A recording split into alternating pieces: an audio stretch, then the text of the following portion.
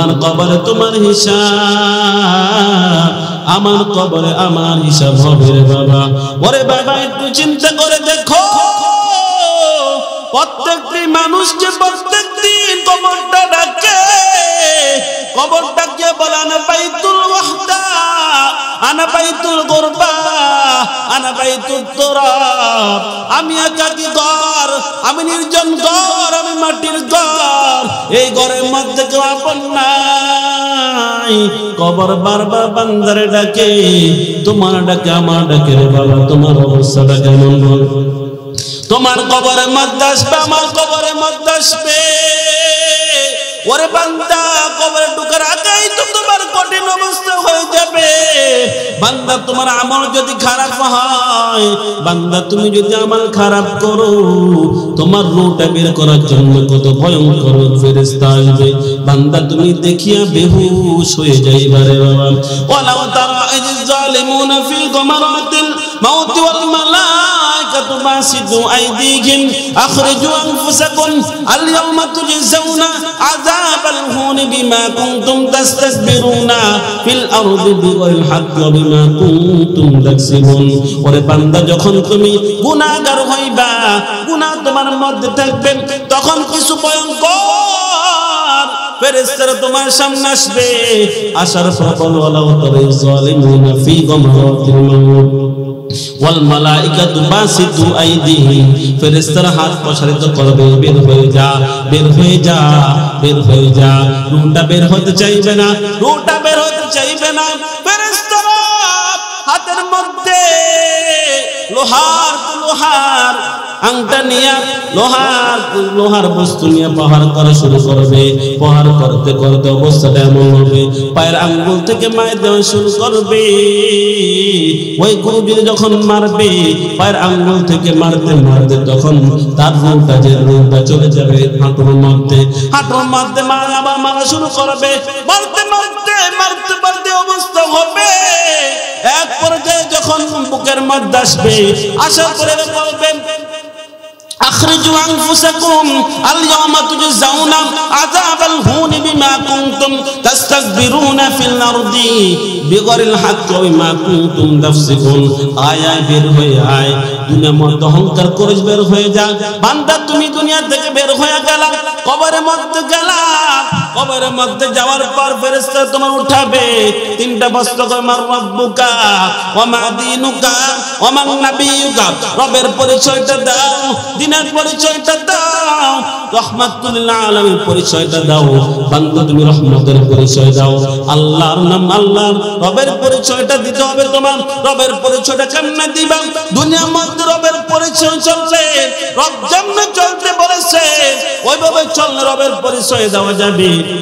দুনিয়ার মধ্যে রবের হুকুম মানলে রবের পরিচয় দেওয়া যাবে। দুনিয়ার মধ্যে রব যেমনে চলতে বলেছে, নামাজ পড়তে বলেছে, যাকাত দিতে বলেছে, আল্লাহর হুকুম মানতে বলেছে, ওইগুলা মানলে তুমি জবাব দিতে পারবা না, রবের পরিচয় দিতে পারবা না। বলবে ধর্মের পরিচয় দাও, ধর্মের পরিচয়টা দাও। ধর্ম মানে কি? তোমার ইসলাম ধর্ম। ইসলাম ধর্ম কেমনে কাটিয়েছ, ধর্ম কেমনে কাটিয়েছ, নামাজটা কেমনে পড়েছো, ধর্ম তোমার মধ্যে কতটুকু আছে, দায়টা কতটুকু হয়েছে, ইসলামের বিধানটা কতটুকু মেনেছ, কেমনে চলতে বলেছে ইসলাম, তোমার কেমনে চলতে বলেছে আর কেমনে চলেছো, ওই বিষয় জিজ্ঞেস করবে। বান্দা তুমি ইসলাম বলে চললে বলতে পারবা, আর না হলে তুমি পারবা না। তোমাকে বলবে রবের তুমি তোমার পয়গম্বরকে চিনি, তুমি তো পয়গম্বরের কতটুকু তার সুন্নাত তরিকায় চলেছো, তোমার মধ্যে কতটুকু সুন্নাত আছে, পয়গম্বরের সুন্নাত তোমার গলার মধ্যে লাগাইছো কিনা, যে সুন্নাত তরিকা লাগাইতে পারো, তোমার রবের পরিচয় চলতে পারো। পয়গম্বর যেমনে চলতে বলেছেন, দায় রাখতে বলেছেন, সুন্নাত তরিকায় চলতে বলেছেন, ওই অনুযায়ী চললে তুমি পয়গম্বরের পরিচয় দিতে পারবা। না লাদ্রি বলবা, আল্লাহ লাদ্রি বললে তোমার কবরের মধ্যে আযাব শুরু হয়ে যাবে। সুতরাং তখন সহ্য করতে পারবা না, কবর আযাব বড় ভয়ঙ্কর। কোন বান্দা দুনিয়া সহ্য করতে পারে না, দুনিয়ার মধ্যে সামান্য আগুন, ওই আগুন বান্দা তুমি আমি সহ্য করতে পারি না, অথচ কবরের আগুন এত কঠিন, এত কঠিন, বলে হাদিসের মধ্যে ব্যাখ্যা, হাদিসের মধ্যে বর্ণনা করা হয়, বলে আখিরাতের আগুনটা কেমন আগুন, ওই আগুনটার মধ্যে এত দুয়ার দুইতে অনেকবার দুয়ার পর ৭০,০০০ বার দুয়ার পর ওই আগুনটা যখন পানি থেকে আগুনটা বের হয়, ওই দুনিয়া ওই আগুনটা পাঠানো হয়েছে। কিন্তু আখিরাতের আগুন এত সহজ না, এত কঠিন আগুন। কালো আগুন হয়ে যাবে সাদা, পুড়তে এত কঠিন আগুন যে আগুনটা শরীরের মধ্যে লাগলে আল্লাতি তাতলি আল্লাহ ফিদা, আল্লাতি তাতলি আল্লাহ ফিদা ইন্নাহা আলাইহিম মুসাদা।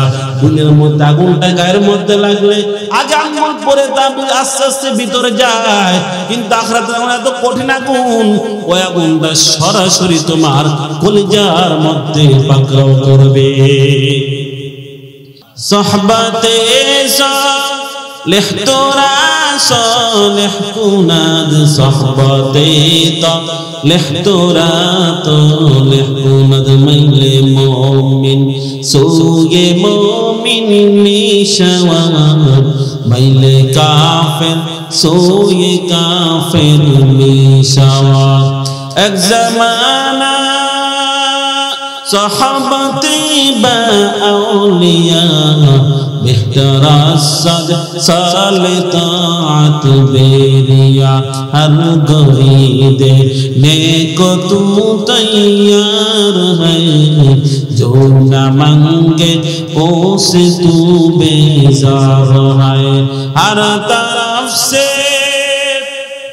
ہو کو ہم کھورو تباہ آپ اب تیرے در پر یا الہی تو میرا غفار ہے، یا الہی تو میرا ستار ہے، یا الہی تو میرا رحمان ہے، یا الہی تو میرا رحیم ہے۔ একটা কথা আছে, সৎসঙ্গে স্বর্গবাস, অসৎসঙ্গে আরো জোরে। আপনি যদি রোদের মধ্যে যান, আপনার ইচ্ছা নাই রোদের তাপ আপনার গায়ের মধ্যে লাগাবেন। আমি সকল ভাইকে জিজ্ঞাসা করি, আমি রোদের মধ্যে গিয়ে যতই বাঁচতে চাই, রোদের তাপ আমার গায়ের মধ্যে লাগবে কি লাগবে না? এই পানির মধ্যে যদি নামো, নামার পরে বলে পানি আমার পায়ে লাগবে না, যতই বাধা দেই পানি আমার গায়ের মধ্যে লাগবে কি লাগবে না? বলে যদি আগুনের কাছে যাও, আগুনের তাপ গায়ের মধ্যে লাগে, রোদের মধ্যে গেলে রোদের তাপ লাগে, পানির মধ্যে গেলে পানির তাপ লাগে, তাহলে পানির গায়ের মধ্যে লাগে। যেখানে যাও সেখানে গ্রাম পাওয়া যায়, তাহলে আল্লাহওয়ালার কাছে গেলে আল্লাহওয়ালার গ্রাম কেন তুমি পাইবা না? আল্লাহওয়ালার সোহবতে যাওয়া। হাদিস শরীফে নবী বলেন, একজন ব্যক্তি সে যখন একজন ব্যক্তি আতরের দোকানে যায়, কার দোকানে? কথা কয় না কার দোকানে? আতরের দোকানে গেলে কোনো বান্দা যদি আতর না কিনে, কিন্তু আতরের গ্রাম পায় কি পায় না? আর এক ব্যক্তি কামারের দোকানে গেছে, ওই বান্দা যদিও দাও না কিনে, গন্ধ পায় কি পায় না? কথা কয় না কা?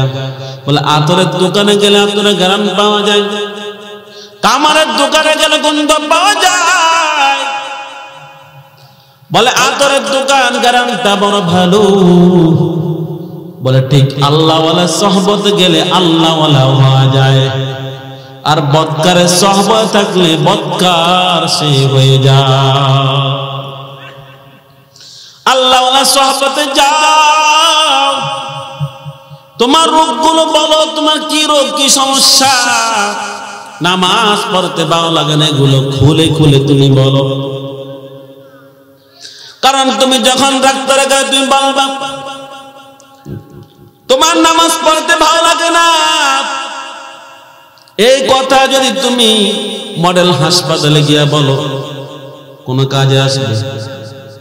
তোমার রোজা ভালো লাগে না, মডেল হাসপাতালে যাও, কোনো কাজে আসবে না।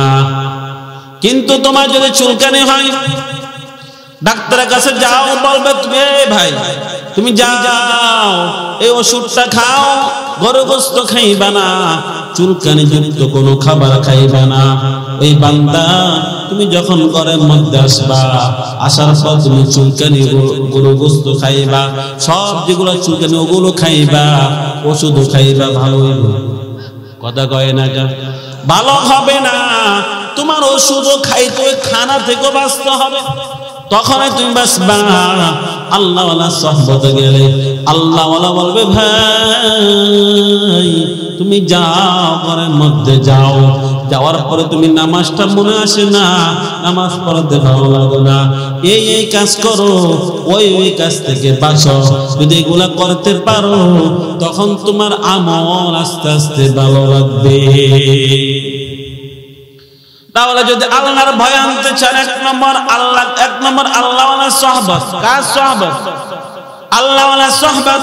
2 নম্বর আল্লাহকে স্মরণ করা। কাকে?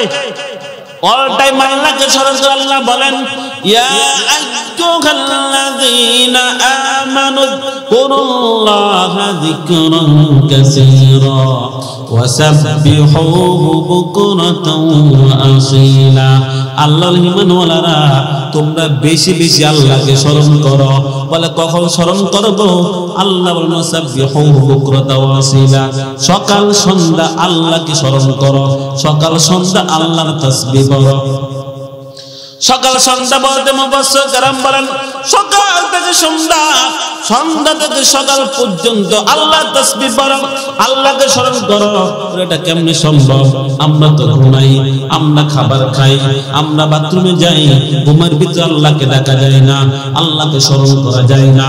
বলে খাবারের ভিতরে আল্লাহকে ডাকা যায় না, কারণ খাবার গলা আটকে যাবে। কথা কয় না? বাথরুমে কি আল্লাহকে ডাকা যায় না?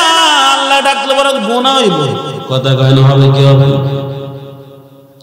বলে এখন আল্লাহ বলেছে সব সময় আল্লাহকে ডাকতে, এটা কিভাবে সম্ভব? আল্লাহ বলে বান্দারে আমার হুকুমটা পয়গম্বরের তরিকায় করো, সুন্নত তরিকায় করো, আমল না করলেও তোমার আমল নামায় সওয়াব দেওয়া হবে।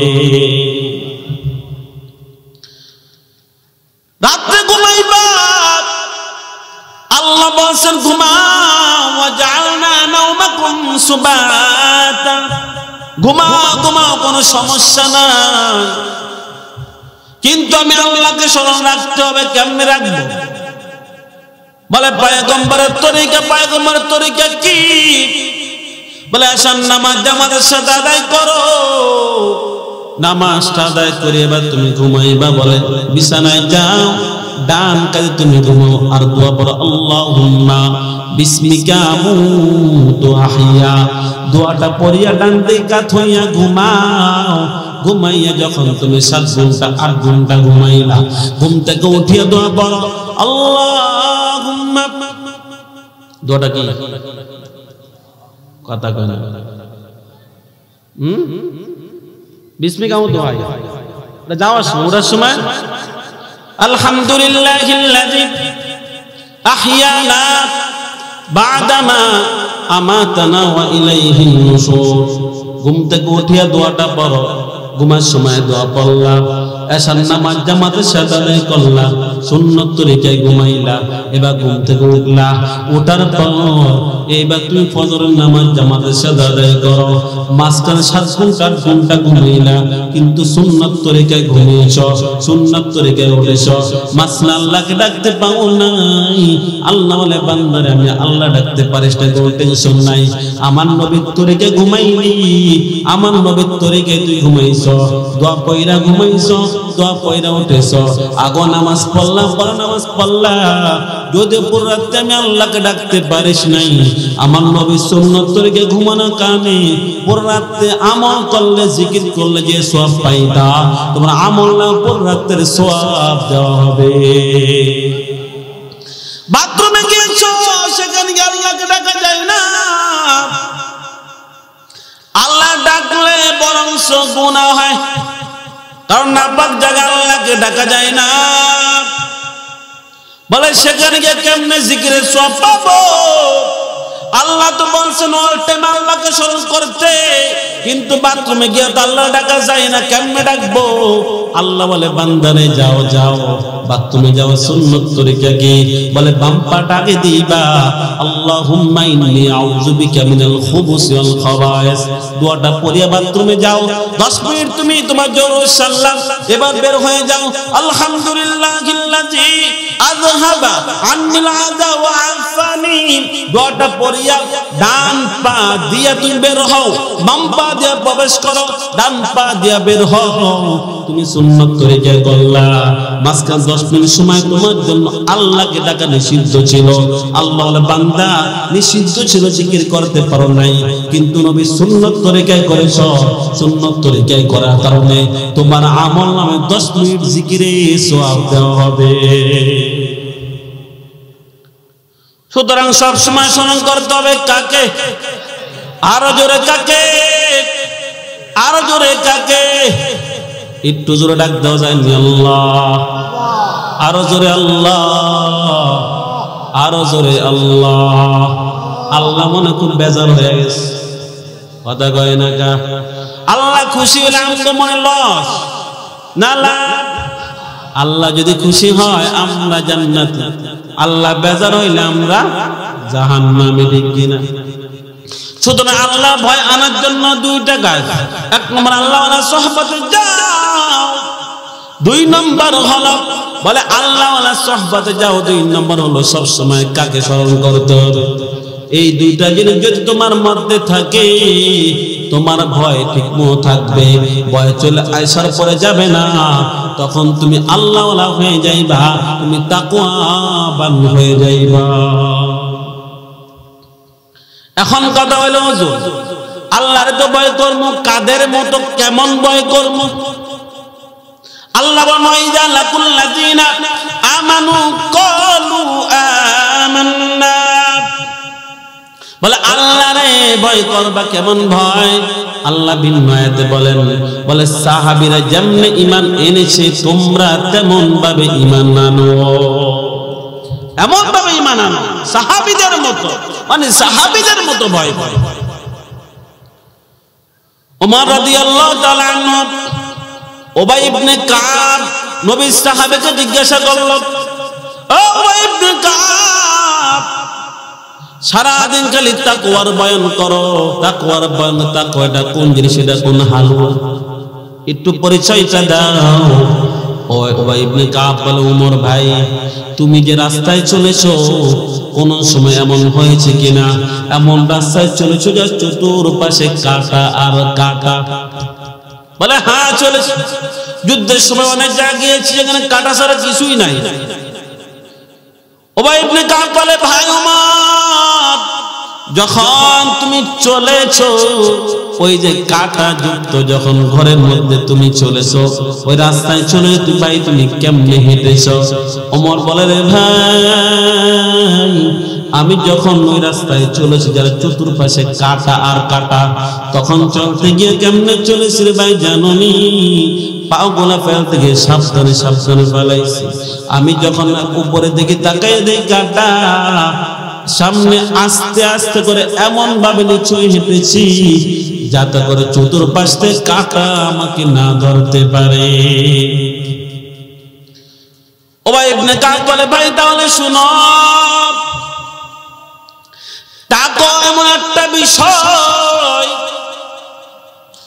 তোমার চতুর্পাশে কাঁটার কাঁটা, একদিকে বেনামাজের কাঁটা,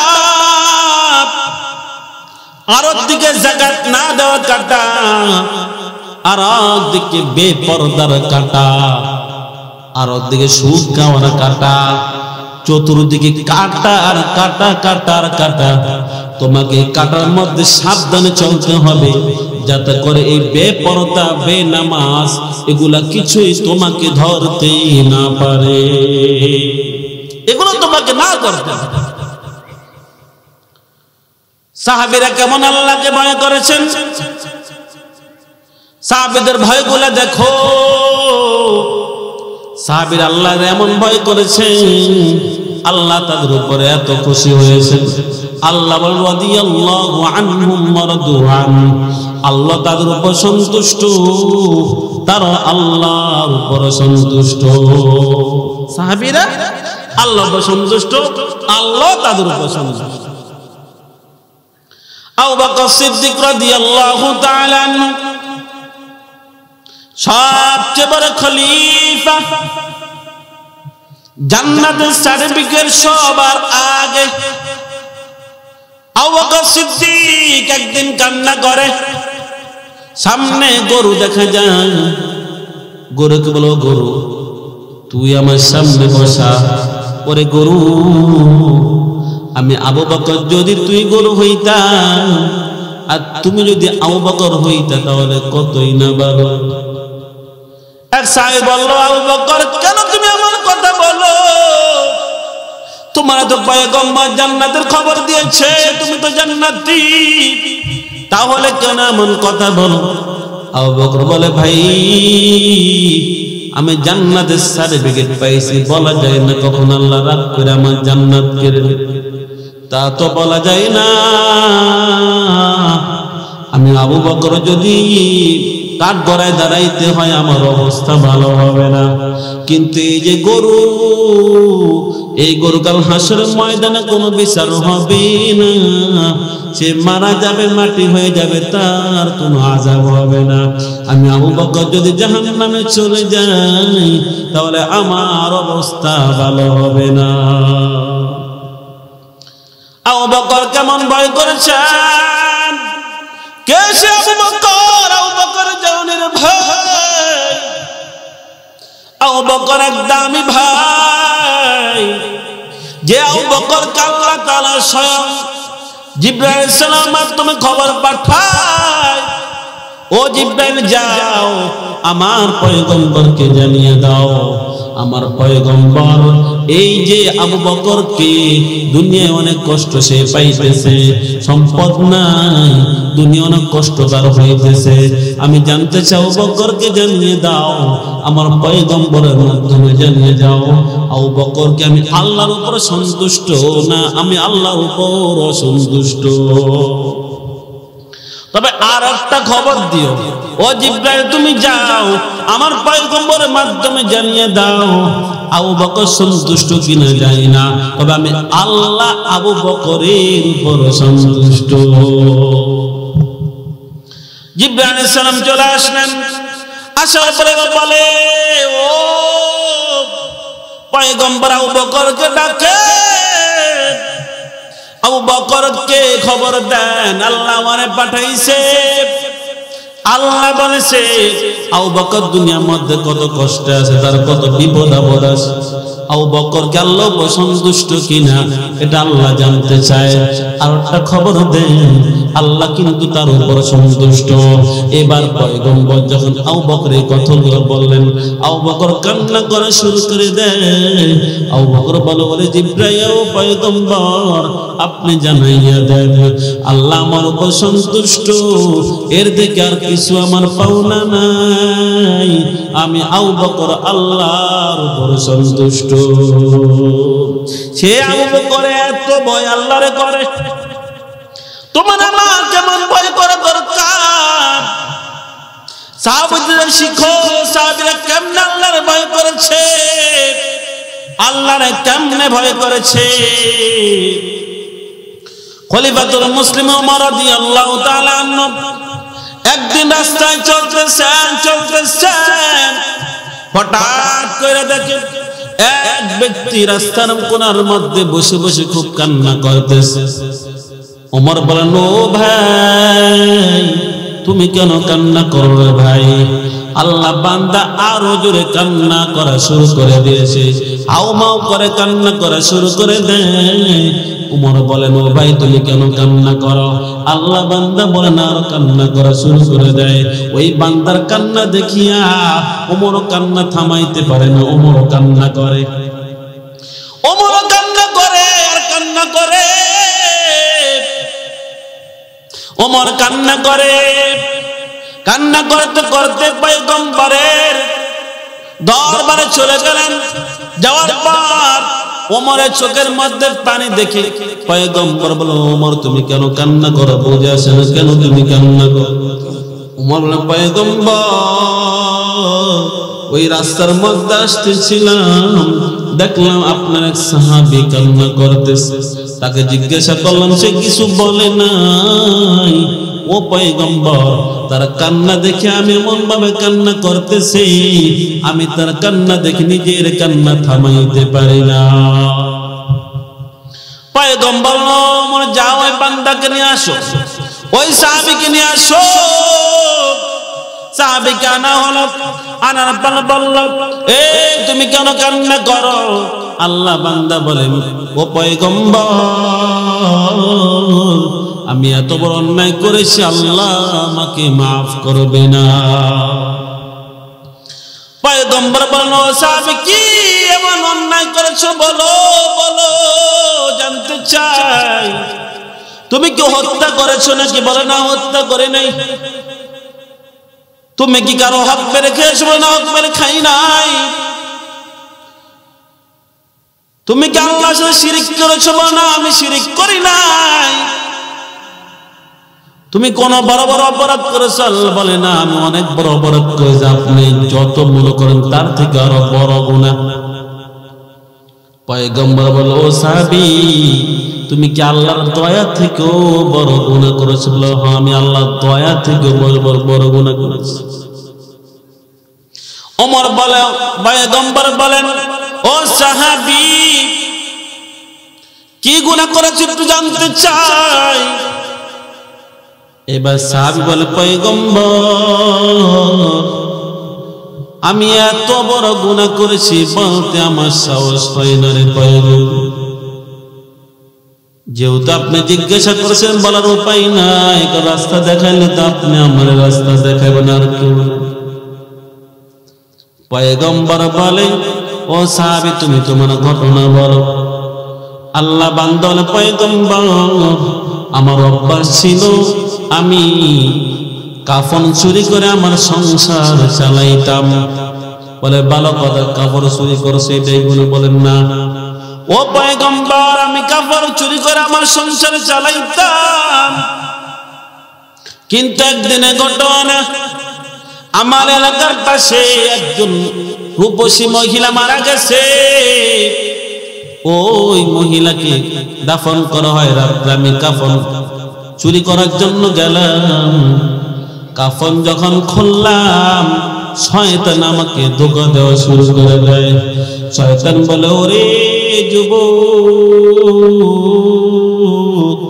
কাফনটা নিলি, কাফনের ভিতরে কি আছে একটু দেখে দেখতে কি তোর মন চায় না? পুরা আরবের মধ্যে সবচেয়ে সুন্দরী।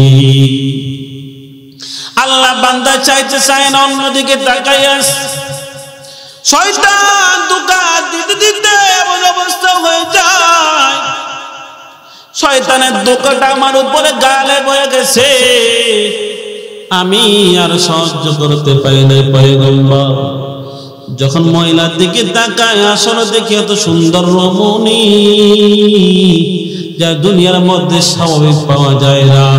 শয়তানের ধোঁকা পড়িয়া আমি ওই মহিলার সাথে জিনা করে ফেলেছি। ও পয়গম্বর শুধু তাই না, যখন আমি কাফন নিয়ে জিনা কাজ শেষ করে রওনা হয়েছি, তখন আমি শুনতে পাই কেমন যেন ওই মহিলা থেকে আওয়াজ আসতেছে, রে ওরে যুবক,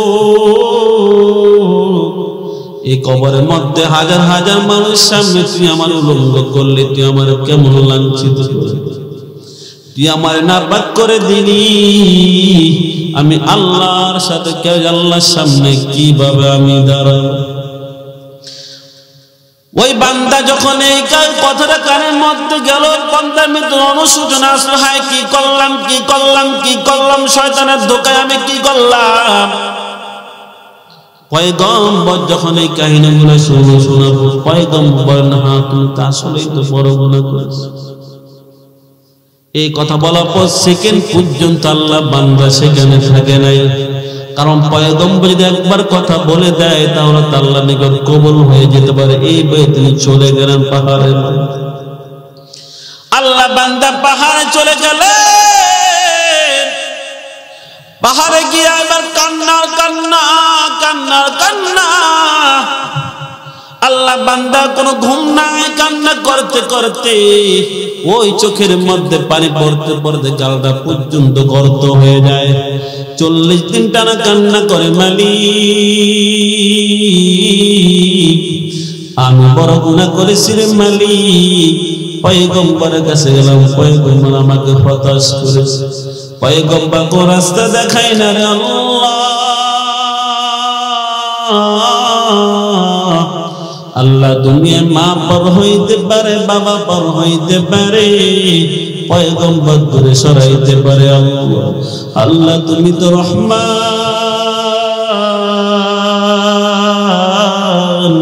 তুমি তো রহিম গো আল্লাহ। আল্লাহ তুমি দয়া না করলে আমরা কার কাছে যাব রে আল্লাহ। ও আল্লাহ, আল্লাহ তুমি মাফ করে দাও। আল্লাহ তুমি মাফ না করলে আমি কার কাছে যাব রে আল্লাহ। আল্লাহ বান্দে কান্না করতেছে, কান্না করতেছে। আল্লাহ তাআলা করলেন, জিবরাইল আলাইহিস সালামকে পাঠাইলেন, এ জিবরাইল যাও আমার পয়গম্বরকে জানিয়ে দাও, আমার পয়গম্বরকে আমি পাঠাইছি, মানুষকে আমার পয়গম্বর পাঠাইছি, রিজিকের মালিককে পয়গম্বরকে জিজ্ঞাসা করো। জিবরাইল সালাম বলে, পয়গম্বর রিজিকের মালিককে বলে আল্লাহ, বলে মানুষকে ক্ষমা করা মালিককে বলে আল্লাহ। তাহলে আপনি কেন মানুষকে হতাশ করলেন? তাড়াতাড়ি লোক পাঠান, ওই যে বান্দারে পাঠাইছে ওই বান্দার তো আমি আল্লাহ কবুল করিয়া আমি তাকে মাফ করে দিয়েছি। এই জীবনে না করিলাম বন্দেগি, গুনাহ করে কাটাইলাম জিন্দেগি, গুনাহ করে কাটাইলাম জিন্দেগি। তোবা করে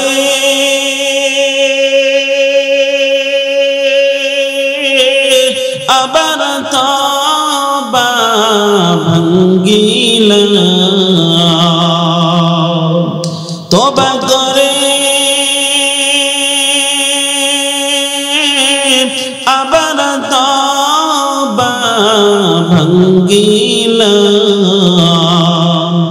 অবশেষে খাঁটি তওবা করিলাম, অবশেষে খাঁটি তওবা করিলাম।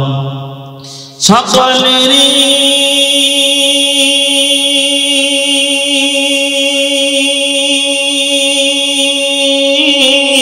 দরজা হইতে মালি ফিরিয়া, সকলেরই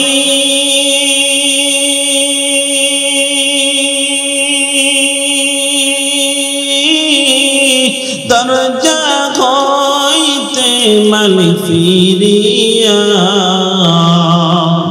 আপনার তো রোজাই রইলাম পড়িয়া, আপনার তো রোজাই রইলাম পড়িয়া। আপনি যদি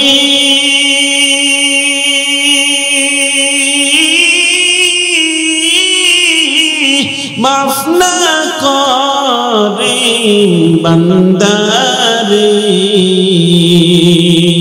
বলে না আপনার বান্দা যা বেকারদার বলে না আপনার বান্দা যাবে কারদার আদর করিয়া মানুষ বানায়া আদর করিয়া মানুষ বানায়া ইবা জাহান্নামে ফেলিয়া কেমনে দিবা জাহান্নামে ফেলিয়া। ও মুসলমান একটু বলতে চাই আল্লাহর ভয় করো, আল্লাহকে ভয় করার মতো ভয় করো। ভয় না করলে তোমার উপায় নাই রে বাবা। আল্লাহ ভয় ছাড়া কবরে যাওয়া যাবে না। আমিও কবরে যাব, তুমিও কবরে যাইবে রে বাবা। কার কার জান্নাতে যাওয়ার ইচ্ছা আছে একটু হাত তুলে দেখাইতে পারেনি? ও মালিক তুমি দেখো তোমার বান্দারা জান্নাত চায়। আল্লাহ তোমার বান্দারা জান্নাত চায় বিদায় আল্লাহ তোমার বান্দারাই মাঠের মধ্যে না হয় তাদের কাছে খাবার দেওয়া হবে না, কিছুই দেওয়া হবে না। আল্লাহ তোমার বান্দারে শীতের মধ্যে ময়দানের মধ্যে চলে আসলে তো তোমার দিদার লাভ করতে চায়। আল্লাহ তুমি তো বলেছো যেই বান্দা তোমার দিদার লাভ করতে চায়, জান্নাত চায়, জাহান্নাম থেকে মুক্তি চায়, তুমি তো ওয়াদা করেছো রে মালিক তোমার বান্দাকে তুমি জান্নাত দিয়ে দিবা। সুতরাং আমার সকল ভাইকে আল্লাহ তুমি জান্নাতি মেহমান হিসেবে কবুল করে নাও। এই কারণে আল্লাহর ভয় অন্তরে ঢুকাও, আল্লাহ ভয় মনের মধ্যে ঢুকিয়ে দাও, ভয়টা পরিপূর্ণভাবে আনো। বলে ভয় করার মতো ভয় করিও, ভয় অন্তরের মধ্যে এমন ভাবে ঢুকাও তোমার সামনে গুনাহ আসবে, গুনাহ আসলে গুনাহ করতে মন চাইবে, এটা স্বাভাবিক, এটা স্বাভাবিক বিষয়। গুনাহ তো মানুষের মন চায়, কারণ শয়তান তো পিছনে লেগে আছে। শয়তান তো ওয়াদা করেছেন মালিক আমি তোমার বান্দাদেরকে জাহান্নাম বানিয়ে দিব। শয়তান তো বলেছেন মালাতিয়ান্নাহুম মিন বাইনি আইদিহিম ওয়া মিন খালফিহিম ওয়া আন আইমানিহিম ওয়া আন শামাইলিহিম ওয়া লা তাজিদু আকসারুহুম শাকিরিন। শয়তান তো বলেছে ও মালিক তোমার বনি আদমের কারণে আমি জাহান্নামে হয়ে গেছিলাম মালিক, আমি তোমার বান্দার ডান দিক দিয়ে ধোঁকা দিব, আমি তোমার বান্দার বাম দিক দিয়ে ধোঁকা দিব, আমি তোমার বান্দার সামনের দিক দিয়ে ধোঁকা দিব, আমি তোমার বান্দার পিছনের দিক দিয়ে ধোঁকা দিব। বান্দা এত ধোঁকা দিব ওয়ালা তাজিদু আকসারুহুম শাকিরিন। আল্লাহ আপনি আপনার কৃতজ্ঞ বান্দা বেশি পাইবেন না, অধিকাংশ মানুষ জাহান্নামে যাবে। আল্লাহ ক্বালা খুরুজ মিনহা মাযমুমান মাদহুরা লামান তাবিআকা মিনহুম লাআমলাআন্না জাহান্নামা মিনকুম আজমাইন। ও শয়তান শুন, যারা তোর অনুসরণ করবে আমি তাদেরকে দিয়ে তোর দিয়ে জাহান্নাম পূর্ণ করব। আল্লাহ বান্দার টেনশনে পড়ে যায়, সকল নবীরা পেরেশান। আল্লাহ বলেছেন বান্দাদের কি দিয়ে তো জাহান্নাম পূর্ণ করবে, কিন্তু আল্লাহ আশার বাণী দিয়েছেন। আল্লাহ বলেন কুল ইয়া ইবাদিয়াল্লাযিনা আসরাফু আলা আনফুসিহিম লা তাকুনাতু মির রাহমাতিল্লাহ ইন্নাল্লাহা ইয়াগফিরুয যুনুবা জামিআ ইন্নাহু হুয়াল গফুরুর রহিম। আল্লাহ বলে ও রে বান্দা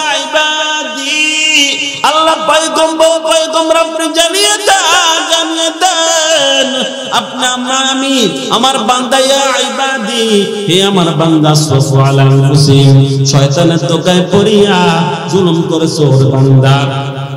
নামাজ পড়ো না, রোজা রাখো না, যাকাত দাও না, শয়তানের ধোঁকায় পড়িয়া প্রত্যেকটা গুনাহ করেছো। ও সন্তান তোমার বয়স যখন 10 ছিল, তোমার বয়স ছোট বয়স থেকে না 60 বছর হয়ে গেল, 70 বছর হয়ে গেল, এই পর্যন্ত কোনো আমল করো নাই, নামাজ পড়ো, রোজা রাখো নাই, ভালো কোনো কাজ করো নাই, ভালো কোনো আমল করো নাই, তোমার মধ্যে টেনশন। আল্লাহ বান্দারে 60 বছর গুনাহ করলি, 70 বছর গুনাহ করলি, শয়তানের ধোঁকায় পড়িয়া এখন আমার কথা যদি মনে পড়ে একবার আমি আল্লাহরে ডাক দেই, মন দিয়ে আইয়ুহাল্লাযিনা আমানু তুবু ইলাল্লাহি তাওবাতান নাসুহা তওবার মতো তওবা কর, আমি আল্লাহর ডাক দেওয়ার মতো ডাক দে, ডাক দেওয়ার মতো ডাক দে, ডাক দেওয়ার মতো ডাক দিতে পারিস। ওরে বান্দা শুন, ওই শয়তান তোকে ফেলিয়া তোরে 60 বছর 70 বছর গুনাহ করাইলো, একবার মাত্র ডাক দেওয়ার মতো ডাক দিলে আমি আল্লাহ তোরে নিষ্পাপ বানাইয়া জান্নাতে নিয়ে যাব। সুতরাং আল্লাহকে ভয় করার মতোই ভয় করতে হবে, তওবার মতোই তওবা করতে হবে। যদি এগুলা করতে পারি তাহলে মাফ করবে কে? আরো জোরে কে? আরো জোরে কে? আল্লাহ আমাদের সকলকে